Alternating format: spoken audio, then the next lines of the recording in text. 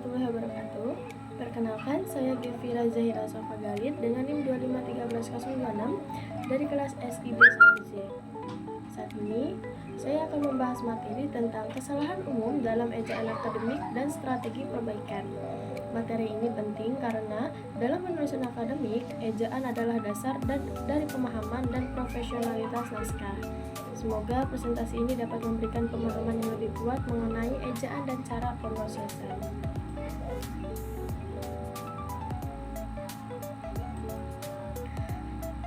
Memahami ejaan yang benar itu sangat penting karena salah eja itu dapat mengganggu komunikasi tertulis dan mempengaruhi kemampuan dalam memahami teks yang ditulis oleh orang lain. Ejaan yang keliru bukan hanya merusak tampilan tulisan, tetapi juga dapat merusak makna yang ingin disampaikan penulis. Oleh karena itu, mematuhi PUEBI bukan hanya soal mengikuti aturan, tetapi juga soal menjaga kualitas komunikasi. Selanjutnya yaitu definisi ejaan akademik.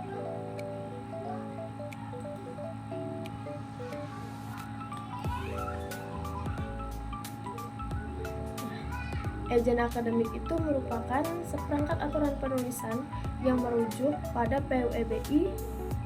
Ejaan itu juga mencakup penulisan huruf kapital, huruf miring, kata berimbuhan, kata depan, kata serapan, hingga aturan tanda baca. Dalam penulisan akademik, kita tidak bisa sembarangan menulis kata hanya karena terbiasa menuliskannya di media sosial. Kita harus mengikuti standar resmi agar tulisan kita dapat dipertanggungjawabkan secara akademis.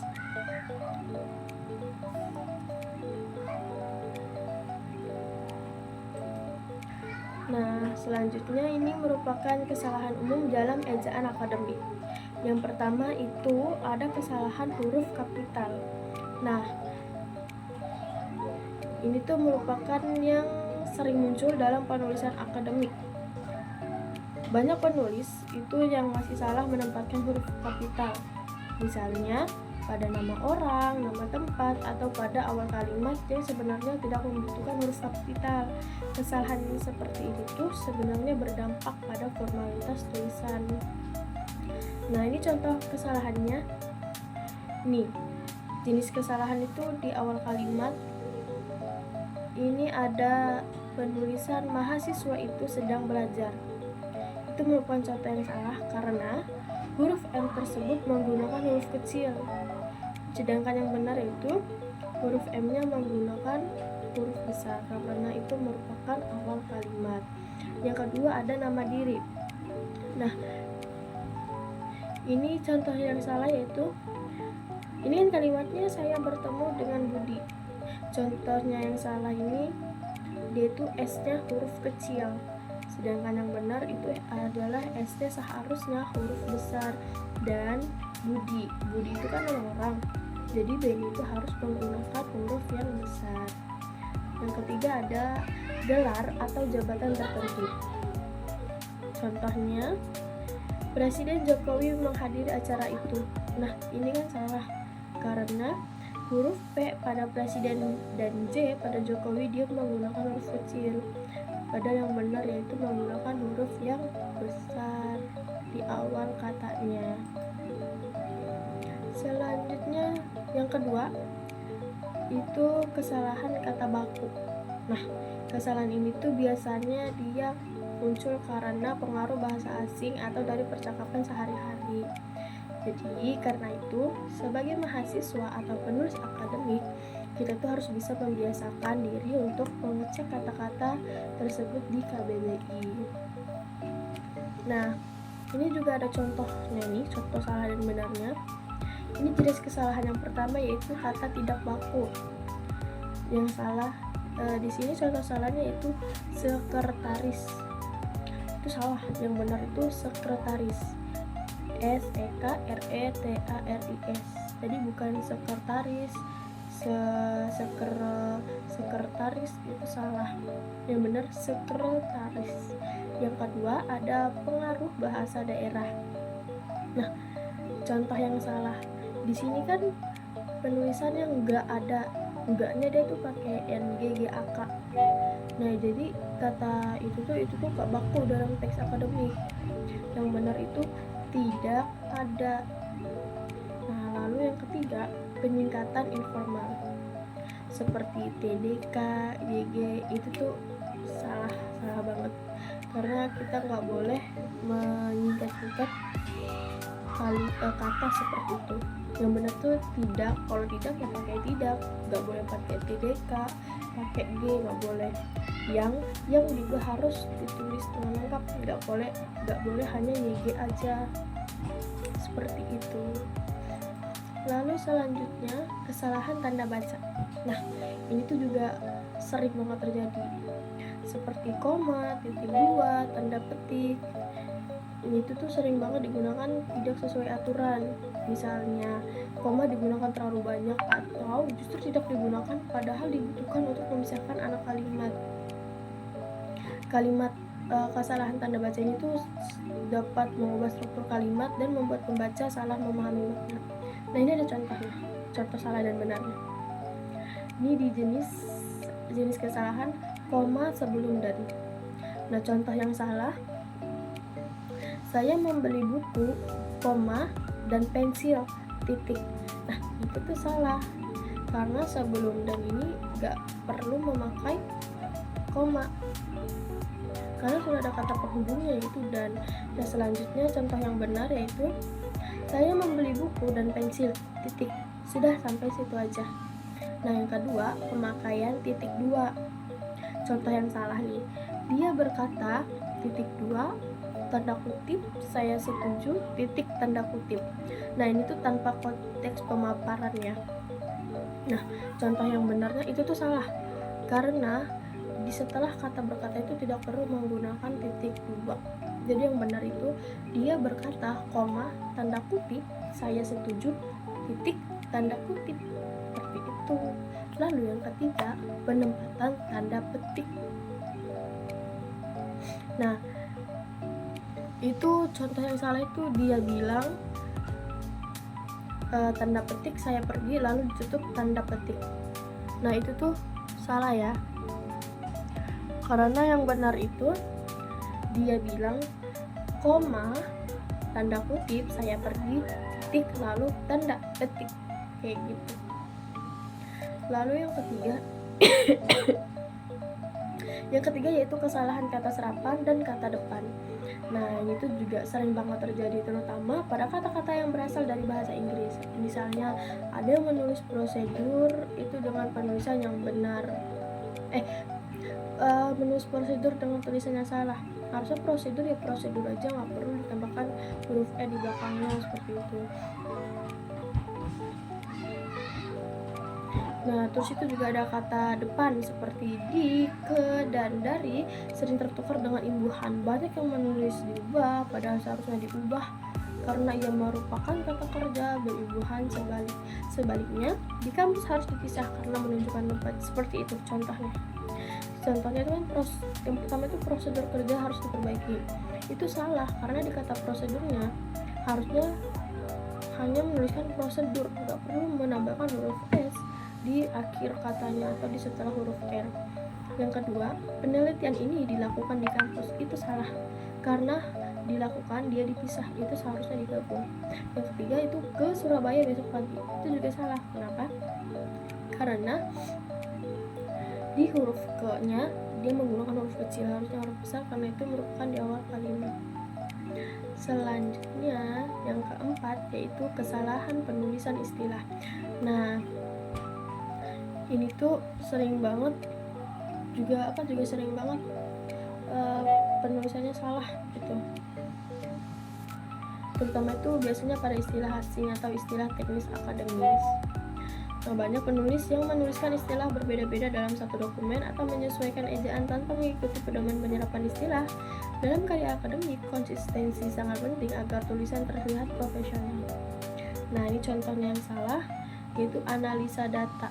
Itu salah, karena yang benar adalah analisis, bukan analisa. Lalu yang kedua, efektivitas pembelajaran. Salahnya terdapat di huruf F dan huruf V. Yang benar itu menggunakan huruf V, bukan huruf F. Lalu yang ketiga, manajemen risiko. Kenapa salah? Karena dia dalam satu kalimat itu dia menggunakan gabungan gitu, bahasa Indonesia dan bahasa Inggris.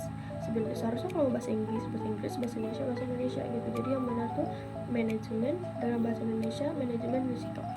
Lalu yang terakhir ada online learning atau daring atau pembelajaran dalam jaringan. Itu tuh juga salah. Yang benar tuh harus pilih salah satu aja dari konsistennya itu. Misalnya kalau mau pilih online learning aja, daring aja, pembelajaran dalam daring, pembelajaran dalam jaringan ya pakai pembelajaran daring aja, terus usah digabung-gabung pakai yang lain kayak gitu. Lalu selanjutnya ini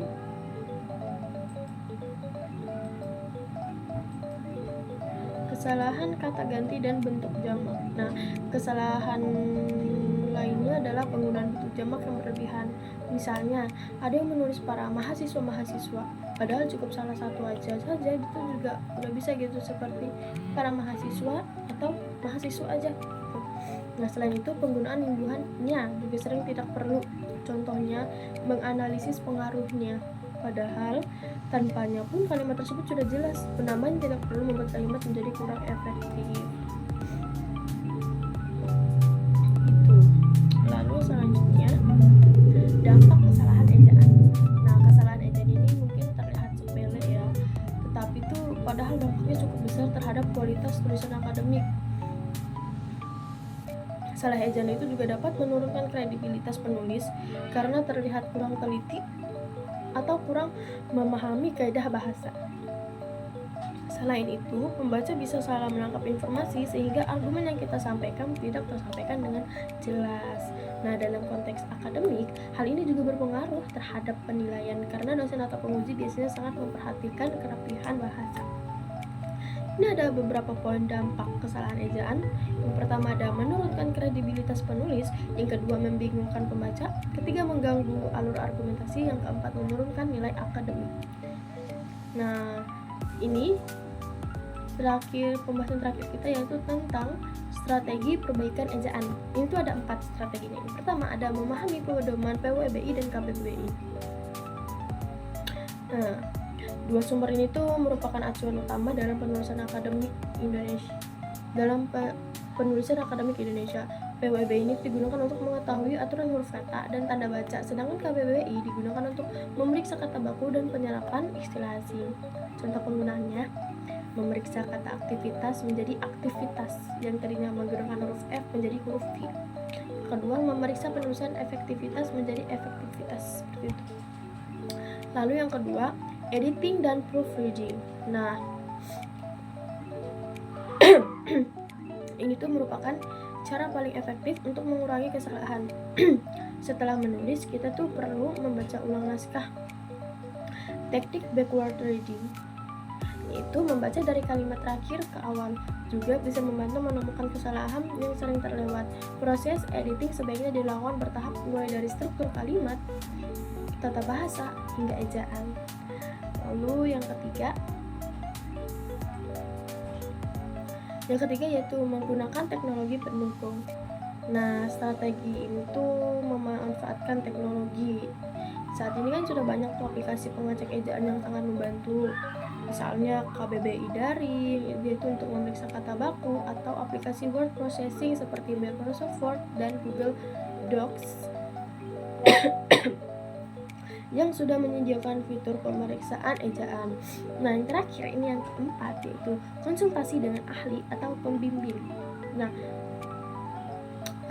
terkadang kita tuh membutuhkan perspektif lain untuk memastikan apakah ejaan atau istilah yang kita gunakan sudah tepat. Nah, konsultasi seperti ini tuh juga membantu menjaga konsistensi di seluruh dokumen, terutama saat menulis karya ilmiah yang panjang. Nah, terakhir ada kesimpulan dan saran. Sebagai kesimpulan, kesalahan ejaan dalam tulisan akademik masih sering terjadi, terutama pada huruf kapital, kata baku, tanda baca, dan penulisan kata depan. Kesalahan-kesalahan ini tuh juga berdampak pada kualitas tulisan, mengurangi kejelasan makna, dan menurunkan kredibilitas penulis. Dengan memahami pedoman PUEBI dan KBBI, melakukan editing dan proofreading, memanfaatkan teknologi serta meminta masukan dari pembimbing, kita dapat memperbaiki dan meminimalkan kesalahan tersebut. Nah, ketelitian dan konsistensi adalah kunci dalam menghasilkan tulisan akademik yang baik. Sebagai saran, biasakan untuk selalu memeriksa ulang tulisan sebelum dikumpulkan.